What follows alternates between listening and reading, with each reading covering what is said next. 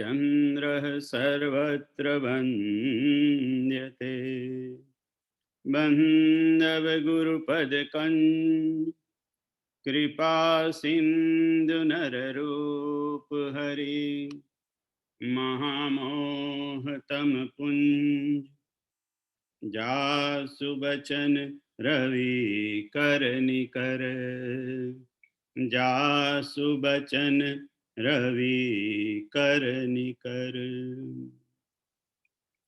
જય સિયારામ બધાને પ્રણામ. નરેશભાઈ બધાને આપણે કયા વિકે જોતા હતા? સુર સમૂહ વિનંતી કરી પહોંચે નિજ નિજ ધામ, જગ નિવાસ પ્રભુ પ્રગટે અખિલ લોક વિસરા. કે દેવતાઓ બધા ભગવાન રામ જન્મ જોવા માટે આકાશમાં આવેલા હતા અને પછી રામ જન્મ, હજી તો રામનો જન્મ થયો નથી અને બાપુ કે બધા દેવતાઓ પોતપોતાને સ્થાને પહોંચી ગયા. સુર સમૂહ વિનંતી કરી પહોંચે નિજ નિજ ધામ. બધા વિનંતી કરીને આયા હતા રામ જન્મ જોવા માટે, પણ એમ કે વિનંતી કરીને પોતપોતાના ધામમાં પહોંચી ગયા.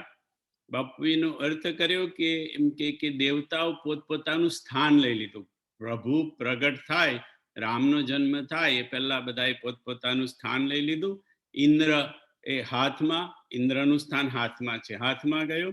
પગમાં ઇન્દ્રનો દીકરો જયંત એ પગનો દેવતા પગમાં ગયો. આંખમાં સૂર્ય દેવતા, વાણીમાં સરસ્વતી, જીભમાં વરુણ, મુખમાં અને જઠરમાં અગ્નિ દેવતા, ઉપસ્થંગોમાં યમ દેવતા, શ્વાસોશ્વાસમાં પવન દેવતા અને અહંકાર, આપણે જે આપણું હૃદય છે જે એનો ચતુષ્કોણ, એ હૃદયના ચતુષ્કોણમાં અંતઃકરણના મન બુદ્ધિ ચિત્ત એની અંદર એમ કે મનમાં ચંદ્રમાં ગયા, અહંકાર શિવજી અહંકારમાં ગયા, બુદ્ધિમાં બ્રહ્મા ગયા અને ચિત્તમાં વિષ્ણુ દેવતા ગયા. આવી રીતે દરેક દેવતાઓ પોતપોતાના સ્થાનમાં ગોઠવાઈ ગયા પ્રભુનો જન્મ થાય એ પહેલા.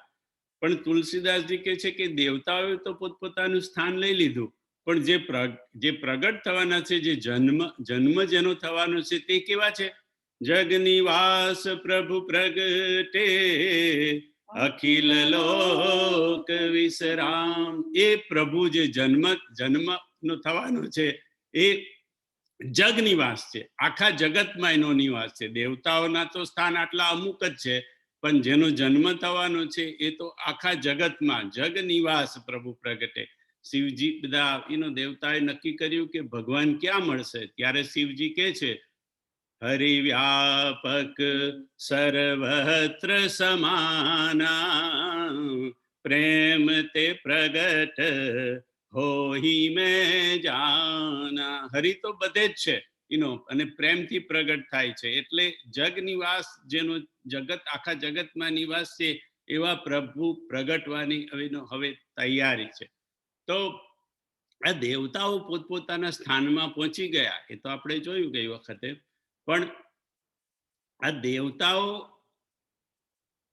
ઇન્દ્રિયોમાં પણ ગયા અને બીજા અંગોમાં પણ ગયા. આપણે જોયું કે ઇન્દ્રિયો તો આપણી કેટલી હોય? 5 જ્ઞાનેન્દ્રિયો હોય, 5 કર્મેન્દ્રિયો હોય, અને જો મનને પણ આપણે ઇન્દ્રિય ગણીએ ગીતાના ન્યાય પ્રમાણે, કારણ કે ગીતામાં કીધું મમે વાંસો જીવ લોકે જીવભૂત સનાતન મન ષષ્ઠાની ઇન્દ્રિયાની પ્રકૃતિ સ્થાની કરસતી. એટલે કૃષ્ણ ભગવાને મનને 6ઠી ઇન્દ્રિય કીધી.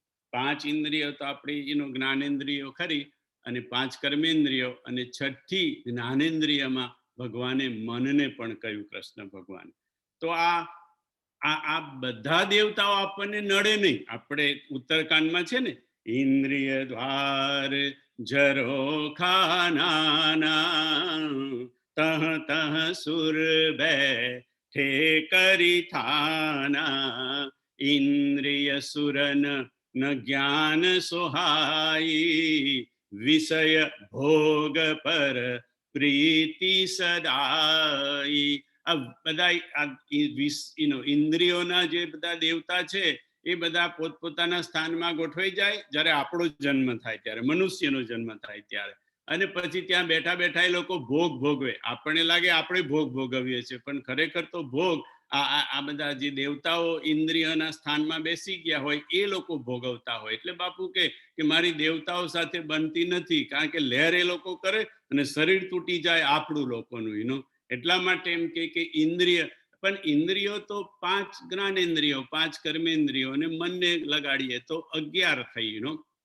એટલે આજે, અને એમાંય ઉત્તરકાંડમાં લખ્યું નથી ઇન્દ્રિય સુરન જ્ઞાન સહાય, એટલે કર્મેન્દ્રિયો છે કે જ્ઞાનેન્દ્રિયો છે એ ઉત્તરકાંડમાં લખેલું નથી, પણ મતલબ એનો એવો છે, કારણ કે વિષય ભોગ પર પ્રીતિ સદાય. જ્યારે વિષય ભોગ શબ્દ આવે ત્યારે સમજી જવાનું કે વિષય ભોગ એ યુઝ્યુઅલી જ્ઞાનેન્દ્રિયોને લાગે. એટલે કે શબ્દ, રૂપ, રસ, ગંધ અને સ્પર્શ, આ 5 જ્ઞાનેન્દ્રિયો છે.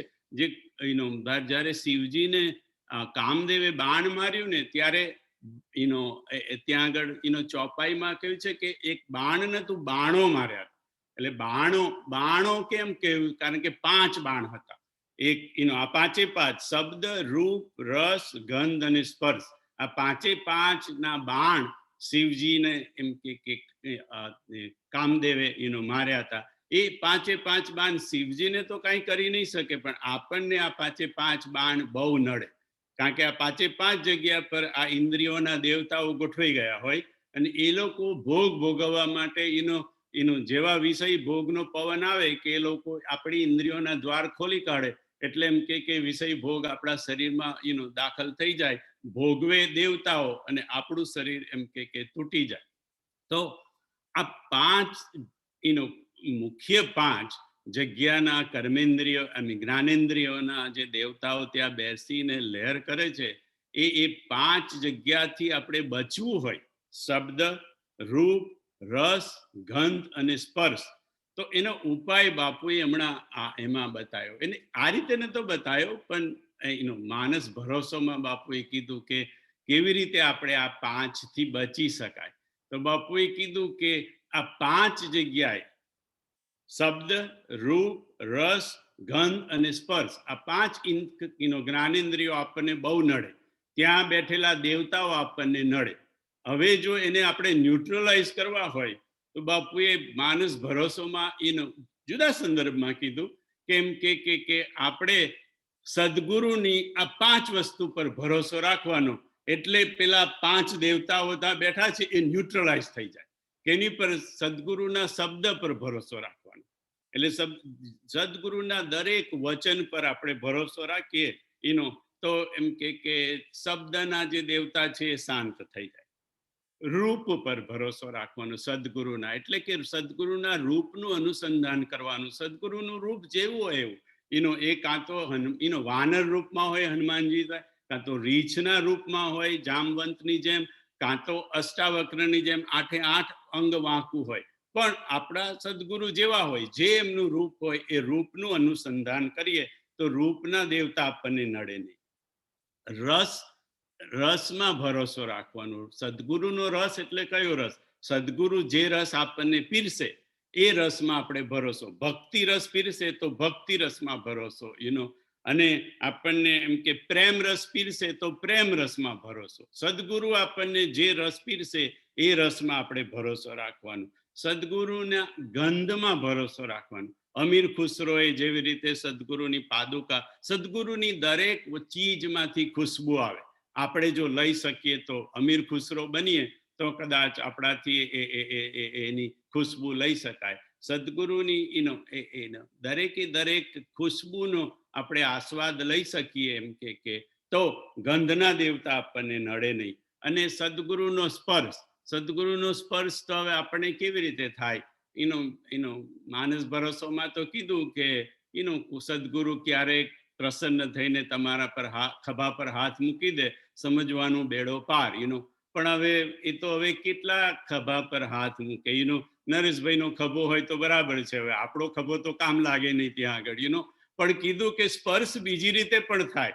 એટલે નીતિન, બહુ આપણે ચિંતા નથી કરવાની, કારણ કે સદગુરુ આંખથી પણ સ્પર્શ કરે. એટલે આપણે જો સદગુરુના સ્થાનમાં જઈએ, એનું કથામાં જઈએ, તો સદગુરુ આપણને આંખથી સ્પર્શ કરે. એટલે આપણે આંખનો સ્પર્શ તો આપણને થઈ શકે, ઇટ્સ પોસિબલ. તો એનાથી પછી સ્પર્શના દેવતા આપણને નડે નહીં. એવી રીતે કામદેવના 5 બાણ અને 5 જ્ઞાનેન્દ્રિય અને આ છઠ્ઠું મન, એ એમ કે અને મનને શું કરીએ? તો કે મનને આડે અવડે લગાડવું એના કરતા મન સદગુરુના ચરણોમાં લગાડી દઈએ. પેલું આપણે એનું ભજન છે ને, મનડું પ્રભુના ચરણમાં તું રાખજે, ભક્તિ સમજાવી છે ગીતામાં વાંચજે, મનડું પ્રભુના ચરણમાં તું રાખજે. એટલે મન જો કાં તો આપણે સદગુરુના સદગુરુમાં લગાડી દઈએ, કાં તો ઈશ્વરમાં લગાડી દઈએ, તો પછી મન આપણને એટલું બધું નડે નહીં. ભટકે તો ખરું, પણ એટલું બધું આપણને એનું નડે નહીં. તો આવી રીતે ભગવાન પ્રગટ થવાના છે એ પહેલા બધા દેવતાઓ પોતપોતાની જગ્યાએ ગોઠવાઈ ગયા, અને પછી જે જગતમાં જેનો નિવાસ છે, જે વ્યાપક છે એવા હરિ પ્રગટ થવાની તૈયારી થઈ ગઈ. અને અત્યારે હરિ પ્રગટ થવાના છે. બાપુ કે બહુ દોડાદોડી ઉતાવળ ન કરશો, દોડાદોડી ન કરશો. હજી હરિ પ્રગટ થયા છે, ભગવાનનો જન્મ થયો નથી. કારણ કે ચોપાઈ શું છે?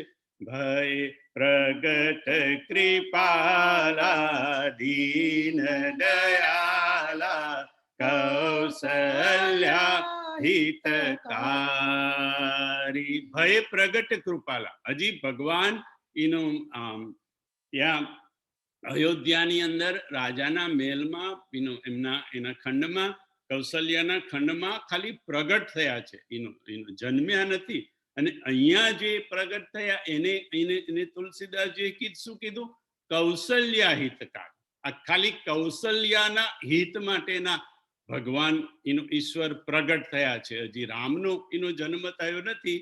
અને હર સીત મહતારી મુનિ મનહારી અદભુત રૂપ વિચારી, લોચન અભિરામા તનુગન શ્યામા નિજ આયુધ ભુજચારી, ભૂષણ બનમાલા નયન વિશાલા શોભા સિંધુ ખરારી, કદુઈ કર જોરી સ્તુતિ તોરી કઈ વિધિ કરો અનંતા, માયા ગુણ જ્ઞાનાતીતય માના વેદ પુરાણ ભનંતા. બાપુ કે છે કે ભગવાન કૌશલ્યાના ગૃહમાં પ્રગટ થયા અને 4 હાથવાળા હતા. હવે 4 હાથવાળા હતા. કૌશલ્યા માતાએ જોયું અને કીધું કે ભાઈ 4 હાથવાળા ચતુર્ભુજ ભગવાન પ્રગટ થયા. એટલે કૌશલ્યા માતા નેચરલી એમની સ્તુતિ કરવા માંડ્યા. એટલે ભગવાનની સ્તુતિ કરી અને ભગવાનને પગે લાગવા માંડ્યા, એમના સ્તુતિ કરી, દર્શન કર્યા. પણ આ બધું ભગવાન કૌશલ્યા માતા કરતા હતા. એ વખતે ભગવાને શું કર્યું? કહી કથા સુહાઈ માતુ બુજાઈ, જેહી પ્રકાર સુત પ્રેમ લહે, માતા પુની બોલી સોમતી ડોલી, તજહુ તાતય રૂપા, કીજે શિશુ લીલા અતિ પ્રિય શીલા, यह सुख परम अनुपा, सुनि बचन सुजाना रोदन ठाना, होई बालक सुरभूपा, यह चरित जगावै हरिपद पावै, तेन परई भव कूपा, भय प्रगट कृपाला दीन दयाला કૌશલ્યા હિતકારી. ભગવાન ચતુર્ભુજ રૂપમાં પ્રગટ થયા. માતા કે છે કે ભગવાન, તમે તો મારે ત્યાં પુત્ર થઈને આવવાના હતા, તમે તો આ પિતા થઈને આવ્યા. એમ કે તમે વચન ચૂકી ગયા. બાપુ કે છે કે જયારે કૌશલ્યા એવું કીધું કે ભગવાને કીધું તો મારે મનુષ્ય બનવું હોય તો માતા શું કરવાનું? તો કે મનુષ્યને 2 હાથ હોય, 4 હાથ ના હોય. એટલે તમે પહેલા 2 હાથના થઈ જાઓ. એટલે ભગવાન 2 હાથના થઈ ગયા. પછી કે છે હવે બસ? તો કે નહીં, હવે એમ કે આટલા મનુષ્ય બાળક જન્મે તો આટલું મોટું ના હોય, તમે નાના થાવ નાના, પછી નાના કરતા સાવ શિશુ રૂપ ભગવાનને કૌશલ્યા માતા એ કરી દીધા. પછી કે હવે બરાબર બસ, તો કે હા હવે લાગો છો તો બાળક જેવા પણ બોલો છો મોટાની જેમ, તો હવે તમે એમ કે તમે તો કે તો શું કરું, તો કે બાળક તો રડે, તો કે મને શું દુખાયું માં તે મારે રડવાનું, તો કે તમારી પર નહીં, તમારા ભક્તો પર દુખાયું છે એટલા માટે તમે રડો. એટલે ભગવાનને માતાએ રુદન કરવાનું કીધું, એટલા માટે ચોપાઈ આવી. સુની બચન સુજાના રોદન ટાના, હોય બાલક સુરભૂપા, ય ચરિત જે ગાવઈ હરિપદ પાવઈ, તેન પરઈ ભવ કુંપા. ભય પ્રગટ કૃપાલા દીન દયાલા, કૌશલ્યા હિતકારી. ભગવાન નાના થઈ ગયા, રડવા માંડે. હવે અહીંયા એક ચોપાઈ છે કે કહી કથા સુ ઉપજા જબ જ્ઞાના, પ્રભુ મુસ્કાના ચરિત બહુત વિધિ कीन चहे, કહી કથા સુહાઈ માતુ બુજાઈ, જેહી પ્રકાર સુત પ્રેમ લહે, માતા પુની બોલી સોમતી ડોલી, તજહુ तात यह रूप. ભગવાને માતાને કહી કથા સુહાઈ, ભગવાને કૌશલ્યાને કથા કહી. તો બાપુ કે કઈ કથા કહી? ભગવાનનો જન્મ ત્યાં આગળ અત્યારે કૌશલ્યા માતાના ગૃહમાં કથા કહેવા માટે તો નતો જન્મ થયો ને, તો કે ભગવાન અહીંયા લખ્યું છે કે કહી કથા સુહાય, એને માતું બુજાઈ. વાત બુજાઈ એટલે માતા બુજાઈ એટલે સમજાવી, માતાને કથા કહીને સમજાવી. એનો જેહી પ્રકાર સુત પ્રેમ લહે, કે માતાને જેવી રીતે પુત્રનો પ્રેમ પ્રાપ્ત થાય એની કથા કહી. તો કે આ કઈ કથા? તો કે ભગવાને માતાને કઈ કથા કહી? તો કે મનુ શત્રુપાની કથા કહી. કૌશલ્યા માતાને ભગવાને મનુ શત્રુપાની કહી. એટલા માટે આવ્યું કહી કથા સુહાઈ માતુ બુજાઈ, જેહી પ્રકાર સુત પ્રેમ. જે રીતે માતાને પુત્રનો પ્રેમ પ્રાપ્ત થાય એની માટેની કથા ભગવાને મનુ શત્રુપાની. કારણ કે માતા તો અત્યારે કૌશલ્યા છે, એમને ખબર નથી કે હું શત્રુપા છું, એટલે ભગવાને જાતે એ કથા કહી. મનુ શત્રુપામાં તમે લોકોએ બહુ તપ કર્યું હતું, મેં તમને વરદાન આપ્યું હતું, એટલે હું તમારે ત્યાં પુત્ર થઈને, જેહી પ્રકાર સુત પ્રેમ, એટલે હું તમારે ત્યાં પુત્ર થઈને એમ કે હું આવ્યો છું. ભગવાને જયારે આવી કથા કહી ને કૌશલ્યાને, ત્યાર પછી કૌશલ્યાનું, પહેલા કૌશલ્યા માતા સ્તુતિ કરતા હતા, ચાર ભુજ છે, ભગવાન ચતુર્ભુજ છે, અને ભગવાનની સ્તુતિ કરી, ભગવાનને પગે લાગ્યા. પણ જેવા કૌશલ્યા માતાને ભગવાને આ કથા કહી, પછીની ચોપાઈ જુઓ, કથા કહ્યા પછીની. માતા પુની બોલી સોમતી ડોલી, તજહુ तात यह रूपा. જેવું ભગવાને કથા કહી, માતાની મતી ડોલી, માતાની બુદ્ધિ બાત ફરી ગઈ. કે જે માતા ભગવાનને પગે લાગતા હતા, જે સ્તુતિ કરતા હતા, એમની બુદ્ધિ ફરી, ઓ તમે તો પુત્ર થઈને આવવાના હતા, એટલા માટે આવ્યું. માતા પુની બોલી સોમતી ડોલી, માતાની બુદ્ધિ ફરી ગઈ કે ઓ તમે તો પુત્ર. હા, મને યાદ આવ્યું કે તમે તો, હું શત્રુપા હતી, તમે મને પુત્રનું વચન આપ્યું હતું, એટલે એમ કે માતાની હવે તરત જ કીધું તજહુ तात यह रूपा. એનું હવે જ આજ્ઞા કરી ભગવાનને. શું કીધું? તજહુ तात यह रूपा. ભગવાનને હવે શું કૌશલ્યા માતા આજ્ઞા કરે છે, તજહુ तात, હે तात, તમે હવે આ રૂપ છોડી દો. એનું કારણ કે તમે તો પુત્રનું રૂપ માટે આવવા માટે મને શત્રુપાના રૂપમાં તમે કહ્યું હતું, એટલા માટે. માતા પુની બોલી સોમતી ડોલી, તજહુ तात यह रूपा. कीजे शिशु लीला अति प्रिय शीला, यह सुख परम अनूपा. એટલે માતાએ કીધું કે તમે હવે શિશુ લીલા કરો, હવે તમે બાળક થઈ જાઓ. આ બાળક થવાનું માતા ભગવાન કથા કે છે, પછી ભગવાનને એ જ્ઞાન આવ્યું. અને વિપ્રધેનુ સુર સંત હિત લીન મનુજય અવતાર, નિજ ઈચ્છા નિર્મિત તનુ માયા ગુણ ગોપાલ. શરૂઆતમાં આવ્યું કે કૌશલ્યા હિતકારી. ભગવાન પ્રગટ થયા ત્યારે કૌશલ્યાના હિતકારી હતા. પણ હવે કોના કોના હિતકારી છે? બાપુ કે છે વિપ્ર બ્રાહ્મણો માટે, ધેનુ, ધેનુ એટલે ગાય માટે, અને ગાયનો અર્થ, એક અર્થ ગાય થાય ધેનુનો, અને બીજો કે ગાયના રૂપમાં પૃથ્વી આવી હતી, એટલે પૃથ્વીનો ઉદ્ધાર કરવામાં, ગાયોનો પણ ઉદ્ધાર અને પૃથ્વીનો પણ ઉદ્ધાર જે ગાયના રૂપમાં આવી હતી, એ દેવતાઓના કાર્ય કરવા માટે અને સંતને બચાવવા માટે.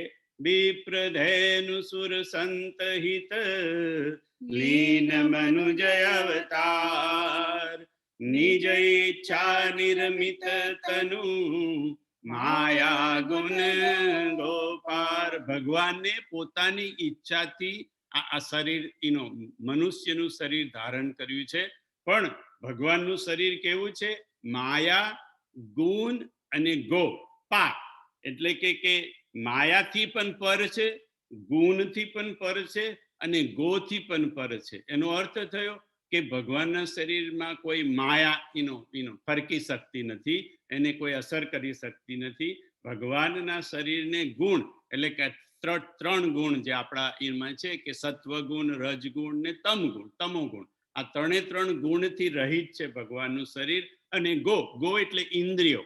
ભગવાનની ઇન્દ્રિયો પણ અલૌકિક ઇન્દ્રિયો છે. લૌકિક, આપણા જેવી લૌકિક ઇન્દ્રિયો નહીં, અલૌકિક ઇન્દ્રિયો છે. એ એટલે કે ભગવાન માયા, ગુણ અને ઇન્દ્રિયો, એનાથી એમનું શરીર પર છે. તો ભગવાનનું શરીર છે કયું? ચિદાનંદમય દેહ તુમારી, ચિદાનંદમય દેહ તુમારી. વાલ્મીકી ભગવાનને કહે છે કે તમારું દેહ કેવો છે ભગવાન? ચિદાનંદમય. સત, ચિત ને આનંદ. ભગવાનનું શરીર આ ત્રણ વસ્તુનું બનેલું છે. સત, ચિત અને આનંદ સ્વરૂપ છે. એટલે ચિદાનંદમય દેહ તુમારી, નિજ ઈચ્છા નિર્મિતનું. ભગવાનના શરીરમાં બીજા કોઈ વિકારો પણ સ્પર્શ કરી શકતા નથી. એ ભગવાનના શરીરનો ટુકડો એટલે અંશ, એ આપણો આત્મા છે. ભગવાન પરમાત્મા છે અને એમનો નાનકડો ઝીણો કણ એ આપણો આત્મા છે, પરમાત્માનો અંશ. એટલે આપણો આત્મા પણ સત, ચિત અને આનંદ સ્વરૂપ છે. પણ આ બાપુ કે છે કે આપણો આનંદ વિકારોના ઢગલાની અંદર ફસાઈ ગયો છે, એટલે આનંદ બહાર નથી આવી શકતો. આપણું સત્ય બહાર નથી આવી શકતું. આપણે તો ખરેખર આત્મા તો આપણો સત, ચિત અને આનંદ સ્વરૂપ છે. પણ સત્ય અને ચિત અને ચિત્તનું તો બાપુ કે કાંઈ ઠેકાણ નથી. અને આનંદ એ આપણો વિકારોના ઢગલાની અંદર ફસાઈ ગયો છે. એ જો વિકારોના પડ બધા હટી જાય તો આપણે પણ શિવોહમ શિવોહમ થઈ શકીએ. એટલા માટે સુનિશી સુરુદન પરમ પ્રિય બાની, સંભ્રમ ચલી આઈ સબરાની. હવે ભગવાન રડવા માંડે. બાપુ કે છે કે ભગવાનનો જન્મ ત્યારે થયો કહેવાય. અત્યાર સુધી રામ પ્રગટ થયા હતા કૌશલ્યાના મહેલમાં, પણ હવે જ્યારે રુદન કરવા માંડ્યા ત્યારે સમજવું કે હવે રામનો જન્મ થયો. પણ રામનો જન્મ થયો પણ હજી રામ જન્મનો ઉત્સવ નથી શરૂ થયો. આપણે કથામાં જોઈએ છે કે બાપુને બધાને બેસાડી રાખવા એટલા માટે પડે છે કે બધાને ઉત્સવ ઉજવવો છે.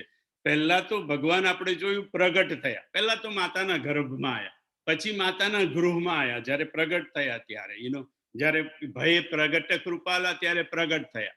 હવે સુનિશી સુરદન લીન મનુજ અવતાર, એ ચોપાઈ વખતે એમને જન્મ લીધો.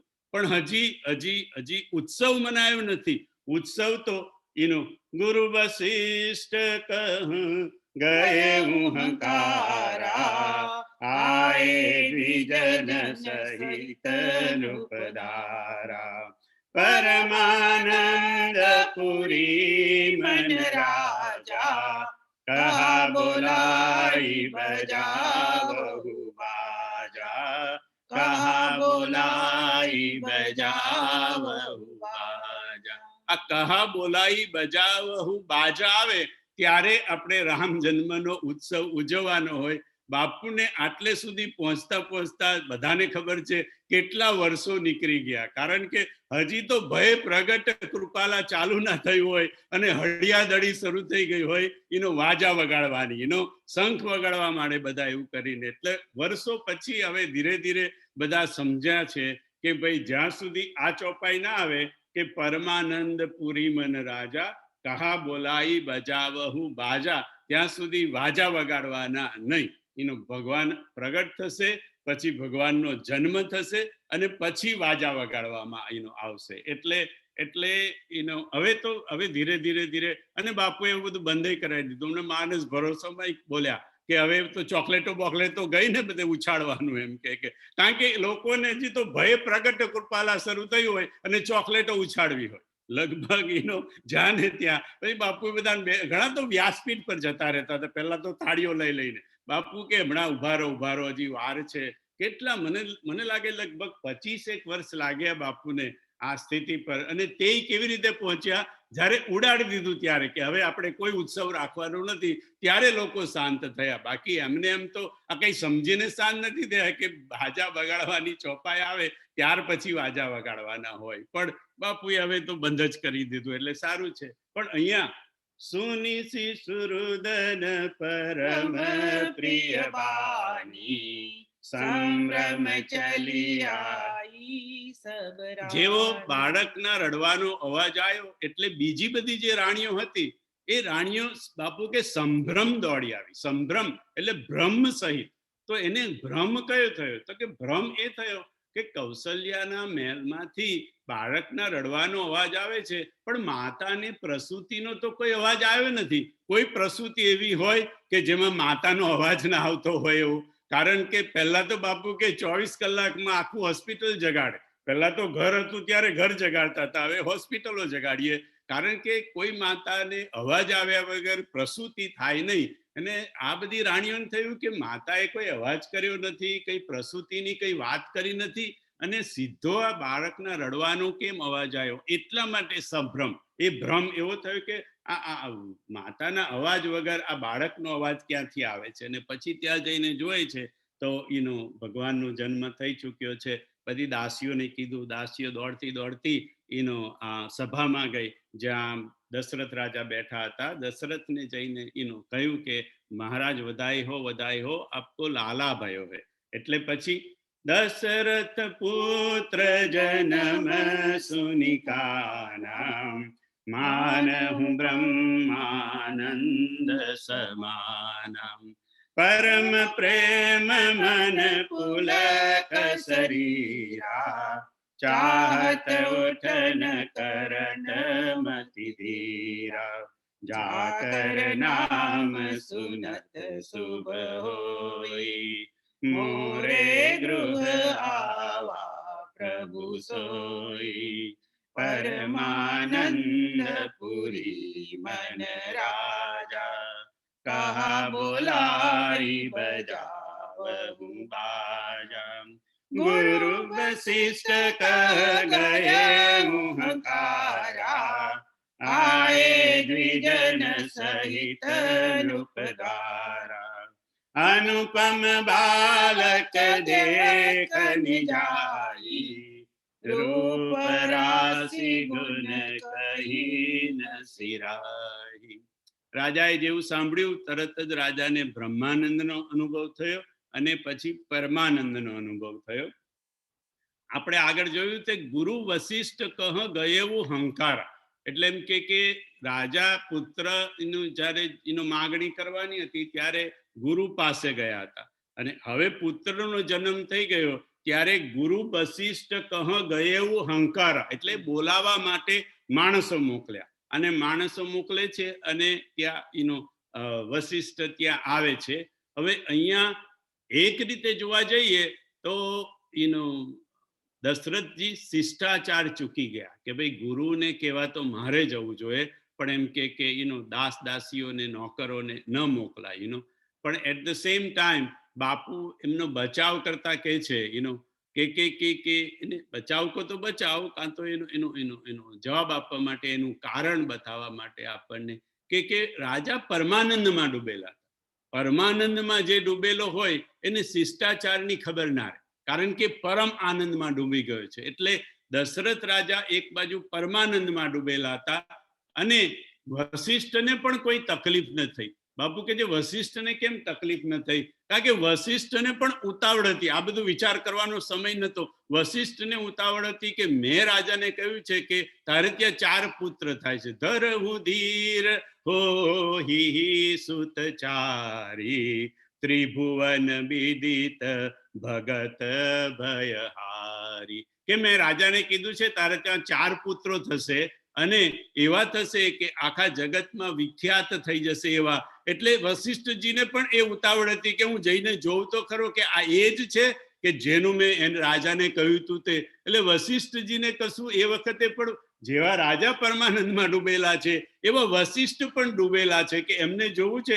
મેં રાજાને તો કહી તો દીધું કે તમારે ત્યાં 4 પુત્રો થશે, વેદના તત્વ જેવા પુત્રો થશે, પણ આ એ જ છે કે જે મેં કીધેલું હતું તે એ પાકું કરવા માટે વશિષ્ઠને પણ ઉતાવળ હતી. એટલે વશિષ્ઠજી એમ કે ઘરે આવી ગયા, રામના દર્શન કર્યા, જોયા એટલે ખબર પડી ગઈ, ના ના આ એ જ તત્વ છે જે તત્વ વિશે મેં દશરથ રાજાને કહ્યું હતું. એટલે અનુપમ બાલક દેખની જાય, રૂપ રાશિ ગુણ કહી ન સિરાહી. ગુરુ વશિષ્ઠે જોઈ લીધું કે આ બાલક અનુપમ બાલક છે, આના રૂપ રાશિ ગુણ વિશે કાંઈ કહી શકાય એવું નથી, કારણ કે આ ઈશ્વર તત્વ છે. એટલા માટે નંદી મુખ સરાદ કરી, જાત કર્મ સબ કીન, હાટક ધેનુ બસન મની, નૃપ વિપ્રન કહદીન. અને તરત બાળકના જન્મ પછી એ વખતે, હવે તો આ ભૂલાઈ ગયું છે, પણ એ વખતે નંદીમુખ શ્રાદ્ધ કરવામાં આવતું. હવે આપણને થાય કે આજ શ્રાદ્ધના પક્ષ ચાલે છે, અને આપણે થાય કે ભાઈ બાળકના જન્મ વખતે શ્રાદ્ધ હોય, કારણ કે લખ્યું છે ને નંદીમુખ શ્રાદ્ધ. શ્રાદ્ધ એટલે શ્રાદ્ધ. નંદીમુખ શ્રાદ્ધ કરી, જાત કર્મ સબકી. એટલે કે નંદીમુખ શ્રાદ્ધ કર્યું અને જાત કર્મ વિધિ કર્યું. એટલે નંદીમુખ શ્રાદ્ધ એવું છે કે બાળકનો જન્મ થાય એ પછી તરત જ કરવામાં આવે, અને એની અંદર એ નંદીમુખ શ્રાદ્ધનું બીજું નામ છે કે વૃદ્ધિ શ્રાદ્ધ. વૃદ્ધિ એટલે કે વંશની વૃદ્ધિ થાય, આપણા કુળની વૃદ્ધિ થાય, અથવા તો બાળક, નાનું બાળક છે, બાળકની વૃદ્ધિ થાય. એટલા માટે વૃદ્ધિ શ્રાદ્ધ કરવામાં. શ્રાદ્ધ શબ્દ છે શબ્દ, પણ ખરેખર તો એ આશીર્વાદ માટે છે. કારણ કે એ શ્રાદ્ધમાં એવું હોય કે જ્યારે બ્રાહ્મણ દેવતાઓ આવી અને આ શ્રાદ્ધ કરાવે ત્યારે બધા પિતૃઓને બોલાવે, અને બધા કે શ્રાદ્ધમાં તો પિતૃઓને આપણે યાદ કરવાના હોય ને, એટલે એ બધા પિતૃઓ આવી અને બાળકને આશીર્વાદ આપે કે તું મોટો થજે, આયુષ્યવાન થજે, બળવાન થજે. એવી રીતે પિતૃઓ આવી એટલા માટે આ શ્રાદ્ધમાં પિતૃઓનું આહ્વાન કરવાનું હોય. પિતૃઓ ત્યાં આવી અને પછી બાળકને આશીર્વાદ આપે, એટલા માટે એનું નામ નંદીમુખ શ્રાદ્ધ છે. અને પછી જાત કર્મ સબકીન. જાત કર્મ એ સંસ્કાર છે. આપણે ત્યાં 16 સંસ્કારની વાત છે કે બાળક જન્મે, આપણે જન્મી મનુષ્ય તો જન્મથી કે મૃત્યુ સુધીના 16 સંસ્કાર હોય. ગર્ભદાન સંસ્કાર એ પ્રથમ સંસ્કાર કહેવાય બાળકના જન્મ માટેનો. પછી શ્રીમંત સંસ્કાર કહેવાય, નામકરણ સંસ્કાર કહેવાય, ચૂડાકરણ જે આપણે મુંડન કરાવીએ અને ચૂડાકરણ કહેવાય. પછી યજ્ઞોપવિત સંસ્કાર કહેવાય, વિવાહ સંસ્કાર કહેવાય, અને પછી છેલ્લે અંતિમ સંસ્કાર જેને આપણે અંતિમ સંસ્કાર કહીએ. એ રીતે એવા 16 સંસ્કાર આપણા મનુષ્યના જીવનમાં હોય. આ જાત કર્મ એ પણ એક સંસ્કાર છે જે જન્મ થતા પછી તરત જ કરવાનો હોય. પહેલાના જમાનામાં લોકો કરતા હતા. એમાં જાત કર્મ સંસ્કારમાં પણ બ્રાહ્મણ આવીને પૂજા કરાવે, વિધિ કરાવે, અને બાળકને બળ, બુદ્ધિ, વિદ્યા અને આયુષ એના માટે પ્રાર્થના કરવામાં આવે દેવતાઓને. એટલા માટે આ જાત કર્મ વિધિ હોય, એ એક સંસ્કાર છે. એટલે એ આ સંસ્કાર પણ થયો. અને આ બધું થોડા દિવસોમાં થઈ જાય. બાપુએ હમણાં માનસ ભરોસોમાં કીધું કે નામકરણ સંસ્કાર જે થાય છે, હજી આવશે થોડું ચપાયો એના પછી, તો નામકરણ સંસ્કાર 12મે દિવસે આવે છે. 12 દિવસ ભગવાનના જન્મ પછી 12મા દિવસે, એટલે એ બીજો સંસ્કાર. પહેલો સંસ્કાર જાતકર્મ સંસ્કાર અને બીજો સંસ્કાર એ નામકરણનો સંસ્કાર, એ બીજો 12 દિવસમાં. એટલે કે આ શરૂઆતમાં જ બધા થઈ જાય. નંદી મુખ શ્રાદ્ધ, પછી જાતકર્મનો સંસ્કાર અને પછી 12મા દિવસે નામકરણનો સંસ્કાર. નંદી મુખ શ્રાદ્ધ કરી જાત કર્મ સબ કી, હાટક ધેનુ બસન મની નૃપ વિપ્રન કહી, ધ્વજ પતાક તોરન પુર છાવા, કहीं न जाई जेहि बाती बनावा, सुमन वृष्टि आकाशते होई, ब्रह्मानंद मगन सब होई, वृंद वृंद मिली चली लुगाई, सहज सिंगार किए उठी जाई, कनक कलश मंगल भरी थारा, गावत पेटई भूप दुआरा, हरि आरती ने चावरी करही, बार बार शिशु चरणनि परही, मागत सुत बंदी गण गायक, पावन गुण गावही रघुनायक, सर्वस दयान दीन सब काहू, जय पावा राखा रही ताहू, मृग मद चंदन कुमकुम कीचा, मची सकल भीतिन बिच भीचा, गृह गृह बाज बधाव, शुभ प्रगटे सुषमाकंद, हर्षवंत सब जत, नगर नारी नर वृंद.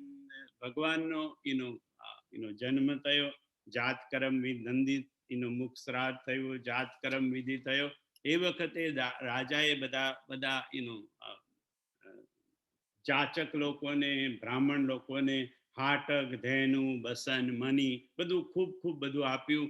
આખા નગરમાં ધ્વજ પતાક તોરણો બધે બંધાઈ ગયા. લોકો ખૂબ આનંદમાં ડૂબેલા છે. બધા આવીને ભગવાનના દર્શન કરે છે, રામજીના. અને રાજા ખૂબ છૂટે હાથે બધાને દાન આપે છે. ગૃહ ગૃહ બાજ બધાવ શુભ, પ્રગટે સુષ્મા કંદ, હર્ષવંત સબ જહત, નગર નારી નરવૃંદ. બધા નગરના લોકો ખૂબ જ હર્ષિત છે, આનંદિત છે. એ વખતે અત્યાર સુધી તો ખાલી રામનો જન્મ થયો. હવે બીજા પુત્રોનો જન્મ થાય છે, બીજા ભાઈઓનો. કઈ કઈ સુતા સુમિત્રા દઉં, સુંદર સુત જનમત ભયો, વહ સુખ સંપત્તિ સમય સમાજા, કઈ ન सकई शारद ही राजा, अवधपुरी सोई भांति, प्रभु ही मिलन आई जनुराती. કઈ કઈ સુતા એટલે કઈ કઈ ને એક પુત્ર અને સુમિત્રા દો. સુમિત્રા માતાને 2 પુત્ર, લક્ષ્મણ અને શત્રુઘ્ન. કઈ કઈ ને ત્યાં ભરતજી. કઈ કઈ સુતા એટલે એક, સુમિત્રા દો સુમિત્રાને 2, સુંદર સુત જન્મત ભયો એટલે કે બંને ત્યાં સુંદર પુત્રનો જન્મ થયો. વહ સુખ સંપત્તિ સમય સમાજા, કહી ન सकई શારદ અહી રાજા. શારદા કાં તો શેષનાગ કોઈ પણ એ વખતના આનંદનું વર્ણન કરી શકતા નથી. હવે તુલસીદાસજી કે છે કે અવધપુરી સો અહી એ ભાંતિ, પ્રભુ હી મિલન આઈ જનુરા. કે અવધપુરી અત્યારે એવી શોભાયમાન થઈ છે કે પ્રભુને મળવા માટે આવે, બધા જ મળવા માટે આવ્યા. તો હવે રાતને થયું, રાત્રિને, કે ભાઈ હું પણ ભગવાનને મળવા માટે જાઉં. હવે છે તો દિવસ, ભગવાનનો જન્મ તો આપણે બધા કે બપોરના 12 વાગે જન્મ થયો છે. અને લાગ્યું એવું, એટલે રાત્રિ આવી નથી, પણ જનુ પ્રભુ હી મિલન આઈ જનુ, જાણે કે રાત્રિ મળવા આવી એવું વાતાવરણ ઊભું થયું. કેવું વાતાવરણ ઊભું થયું? अवधपुरी सो ही यही भांति, प्रभु ही मिलन आई जनु राती। देखी भानु जनु मन सकुचानी, तदपि बनी संध्या अनुमानी। अगर धूप बहु जनु अंधियारी, उड़ई अबीर मन अरुणारी। मंदिर मणि समूह जनु तारा, रूप गृह कलश सोई हिंदू धारा। भवन बेद धुनि अति मृदु भानी, जनु खग मुखर समय जनु सानी। कौतुक देखी पतंग बुलाना, एक मास ते ही जातन जाना। मास दिवस कर दिवस भा, मर मन जानई कोई। रथ समेत रविता के हूँ, निशा कवन विधि होई। यह रहस्य काहू नहीं जाना, दिन मनि चले करत गुण गाना। देखी महोत्सव सुर मुनि नागा, चले भवन भरनत निज भागा। ભગવાન રામનો જન્મ થયો ત્યારે એવું કહેવાય છે કે એનો માસ દિવસ કર દિવસ ભા, એક દિવસ એનો મહિનાનો એક દિવસ થઈ ગયો, એટલે મહિનો વીતી ગયો પણ ખબર ના પડી. હવે જોડે જોડે તરત જ તુલસીદાસજીએ લખી દીધું કે યહ રહસ્ય કાહુ નહીં જાન. બાપુ કે છે ચોપાઈમાં લખેલું છે કે આનું રહસ્ય કોઈને ખબર પડી નહીં, કાહુ નહીં જાના. તો પછી આપણને કેવી રીતે ખબર પડે? કારણ કે આની પર ઘણા બધા લોકો બહુ માથાકૂટ કરે છે કે ભાઈ આ આવું તો કંઈ હોય કે મહિનાનો દિવસ થઈ જાય અને એમ કે કોઈને ખબર ના પડે એવો. એટલે આની પર છે ને બહુ કસરત થાય છે. એટલે બાપુએ કેવું પડ્યું કે અહીંયા તમે વાંચો તો ખરા, યહ રહસ્ય કાહુ નહીં જાના, કોઈએ જાણ્યું નહીં. જો કોઈએ જાણ્યું નહીં તો પછી આપણને આપણી ટૂંકી બુદ્ધિમાંથી કેવી રીતે ખબર પડે કે ભાઈ આનું રહસ્ય શું હતું કે એક મહિના સુધીનું. પછી બાપુ થોડા એક એક્ઝામ્પલ આપે છે કે આપણે કથા હોય અને કથાના 9 દિવસ હોય તો આપણે બધા નહીં લાગતું કે 9 દિવસ કેવી રીતે જતા રહ્યા. આપણે કેટલી કથાનો અનુભવ છે કે અને 9મો દિવસ આવે તો થાય 9મો દિવસ આવી ગયો, હવે કથા આજે પૂરી થવાની, એટલે એમ કે 9 દિવસ જતા રહે છે, ખબર નથી પડતી. આપણે ત્યાં લગ્ન પ્રસંગ હોય તો મહિનાથી બધી તૈયારીઓ થાય અને એ તો કદાચ થોડી ખબર પડે, પણ એ લગ્નના 4 દિવસ હોય, એ 4 દિવસ તો કેવી રીતે જતા રહે છે આપણને બધાને ખબર નથી પડતી. ત્યારે રામ જેવા રામ જન્મ્યા હોય બાપુ કે ત્યારે મહિનો જતો રહે એમ કે એનો તો ન ખબર પડે. એમાં કંઈ આશ્ચર્ય કરવા જેવું નથી આપણને એવા, કારણ કે સુખના દિવસો છે ને બહુ જલ્દી જતા, સુખના દિવસો બહુ જલ્દી જતા રહે અને દુઃખનો દિવસ છે ને એનો આખા યુગ જેવો લાગે કે ભાઈ આ દુઃખનો એટલા માટે સુખ છે ને ફૂલ જેવું છે અને દુઃખ પહાડ જેવું છે એટલે એમ કે સુખના દિવસો જતા રહે, દુઃખના દિવસો જતા બહુ વાર લાગે. ભગવાનનો જન્મ થાય અને ત્યાં તે જ અમારે 4 પુત્રોનો જન્મ થાય દશરથને ઘેરે, તો આનંદ આખા અયોધ્યામાં હોય તો ખબર ન પડી હોય તો એમ કે શક્ય છે. એમાં આપણે એમ કે બહુ તર્ક કરવાની જરૂર નથી. યહ રહસ્ય કાહુ નહીં જાના, આનું રહસ્ય કોઈને ખબર ન પડી. પણ છતાંય તુલસીદાસજીએ ઉપરની ચોપાઈઓમાં થોડુંક સમજાવવા માટે કોશિશ કરી છે કે ભાઈ આ વખતે શું થયું હતું કે આ સૂર્ય કેમ ત્યાં એમ કે 1 મહિના સુધી સૂર્ય કેમ ત્યાંથી હાલતા નથી. બપોરનો સૂર્ય હતો, મધ્યાહનો, એ મધ્યાહનો સૂર્ય ક્યાં કેમ સ્થગિત થઈ ગયો, ત્યાં ઊભો રહી ગયો, સૂર્યનો રથ ત્યાંથી ખસતો નથી કેમ, એનું કારણ આપ્યું કે અવધપુરી સોહી એહી ભાંતિ, પ્રભુ હી મિલન આઈ જનુ રાતી. देखी भानु जनु मन सकुचानी, तदपि बनी संध्या अनुमानी. ભર બપોરનો દિવસ એનો ટાઈમ હતો અને એ વખતે રાત્રિ ભગવાનને મળવા માટે આવી. હવે દિવસ બપોરનો સમય છે અને રાત્રિ ત્યાં આગળ આવી એટલે દિવસ અને રાત ભેગા થયા. હવે દિવસ ને રાત ક્યાં ભેગા થાય? તો કે સંધ્યા સમય, સાંજના સમયે દિવસ ને રાત, દિવસ એનો પૂરો થવાની તૈયારીમાં હોય અને રાત આવવાની તૈયારીમાં હોય. એટલે દિવસ ને રાતનું મિલન ક્યાં થાય? તો કે સંધ્યા સમય થાય. તો એવું થયું કારણ કે હવે દિવસ છે બપોરનો અને રાત્રિ મળવા માટે આવી એટલે સંધ્યા હોય ને એવો સમય થઈ ગયો. હવે સંધ્યાના સમયમાં શું થાય? તો આગળની ચોપાઈમાં જોઈએ. સંધ્યાના સમયમાં અગર ધૂપ બહુ જની અંધિયારી ઉડઈ અબીર મનહુ અરુણારી. રાજાના મહેલની અંદર ને આખા અયોધ્યામાં જે બધા લોકો આનંદથી થઈને અગર ને ધૂપ ને બધું કરે છે, એનો જે ધુમાડો થયો એ ધુમાડો આખા બાપુ કે આકાશમાં છવાઈ ગયો.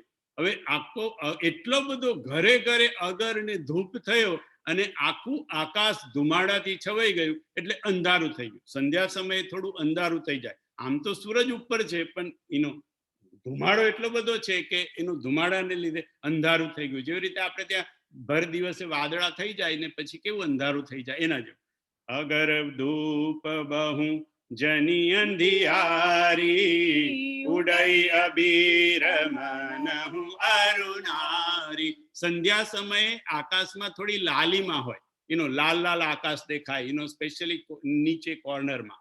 તો એમ કે ભગવાનના જન્મના મહોત્સવ ઉજવવામાં જે અબીલ ગુલાલ ઉડે છે એ અબીલ ગુલાલની ગુલાલી બધી લાલીમાં ચારે બાજુ ફેલાયેલી છે. ઉડઈ અબીર મનહુ અરુણારી મંદિર મનીષા મુહજનુ તારા નૃપ ગૃહ કલશ સો ઇન્દુ ઉદારા. રાજાના મહેલની અંદર ઝરોખામાં અને રાજાના મહેલની ચારે બાજુએ જે બધા મનીઓ લગાડેલા છે એ મનીઓ જાણે તારાની જેમ ઝગમગતા હતા. કારણ કે હવે આમ અંધારું થઈ ગયું. સંધ્યાના સમયે તારા ધીરે ધીરે એટલા બધા ચમકતા ના હોય પણ ધીરે ધીરે દેખાતા શરૂ થાય. તો એનું રાજાના મહેલમાં ચારે બાજુ અને ઝરોખામાં જેટલા મનીઓ છે જે એ જાણે તારા હોય એવી રીતે ચમકવા લાગ્યા. અને નૃપ ગૃહ કલશ સો ઇન્દુ ઉદારા. રાજાના મહેલની ઉપર મોટો ચળકતો કળશ છે. આપણે જે મંદિર ઉપર કળશ મૂકેલો હોય એવી રીતે રાજાના મહેલ ઉપર મોટો કળશ હતો. એ કળશ ચમકતો હતો અને એ જાણે કે ચંદ્ર ઉગ્યો હોય એવો ચંદ્રમા જેવો દેખાતો હતો. એટલા માટે મંદિર મની સમૂહ જનુ તારા નૃપ ગૃહ કલશ સો ઇન્દુ ઉદારા ભવન વેદ ધુનિ અતિ મૃદુ બાની જનુ ખગ મુખર સમય જનુ સાની. સંધ્યાના સમયે આપણને બધાને ખબર હશે કે બધા પક્ષીઓનો કલરવ બહુ હોય, પક્ષીઓ ઉડતા હોય વધારે અને એનો કલરવ થતો હોય. તો રાજાના મહેલની અંદર જે બ્રાહ્મણો વેદના મંત્રો ઉચ્ચારે છે એ વેદના મંત્રોનો ઉચ્ચાર મહેલમાંથી એવી રીતે એનો આવતો હતો જાણે કે મધુર પક્ષીઓનો કલરવ થતો હોય એવી કે વેદની ધૂની જે થતી હતી, વેદના જે મંત્રો ઉચ્ચારાતા હતા તે જાણે કે સાંજના સમયે પક્ષીઓનો મધુર કલરવ હોય એવો અવાજ આવતો હતો.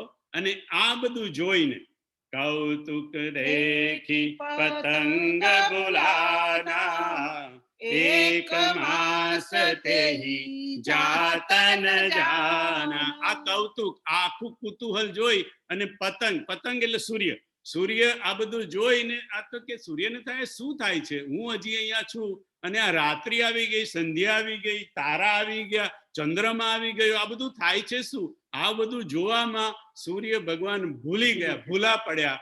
એટલા માટે કૌતુક દેખી પતંગ ભૂલાના એક માસ તેહી જાતન જાના.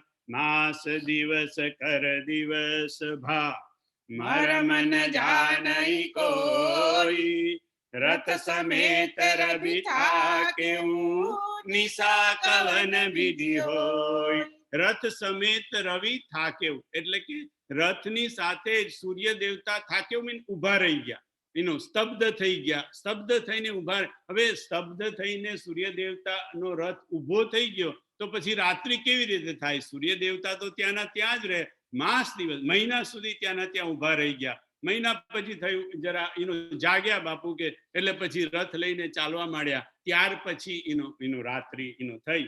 યહ રહસ્ય કાહું નહીં જાના, દિન મની ચલે કરત ગુણ ગાના. દેખી મહોત્સર સુર મુનિ નાગા, ચલે ભવન બરનત નિજ ભાગા. और एक कहूँ निज चोरी, सुन गिरिजाति दृढ़मति तोरी. काग भुषुंडि संग हम दोऊ, मनुज रूप जानहि नहीं कोऊ. परमानंद प्रेम सुख फूले, बिचिन फिरहि मगन मन भूले. यह शुभ चरित जान पे सोई, कृपा राम के जा पर होई. ते अवसर जो जय विधि आवा, दीन भूप जो जय मन भावा. गजरथ तुर गहे मगोईरा, दीने नृप नाना विधि चीरा. मन संतोषे सबनी के, जहत देहि असीसा. सकल तनय चिर जीवहु, तुलसीदास के. શિવજી પાર્વતીને આ કથા કહી રહ્યા છે અને શિવજી કહે છે, ઔરવ એક કહવ નિજ ચોરી, સુનુ ગિરિજા અતિ દ્રઢમતી તોરી. હે ગિરિજા, હે પાર્વતી, તારી મતિ હવે દ્રઢ છે, એટલા માટે હું મારી એક ચોરી તમને કહું છું. શિવજી પાર્વતીને કહે છે કે કાગ ભૂસુંડી સંગ હમ દોવું, મનુજ રૂપ જાનહી નહીં કહું. જ્યારે રામજીનો જન્મ થયો ત્યારે હું અને કાગભૂસુંડી મનુષ્યના રૂપમાં અયોધ્યામાં ગયા હતા. બાપુઆની કથા વિસ્તારથી કહે છે કે શિવજી શંકર દત્ત શર્મા થયા, ભૂસુંડીજી ભૂસુંડી દત્ત શર્મા થયા અને ચેલા થયા.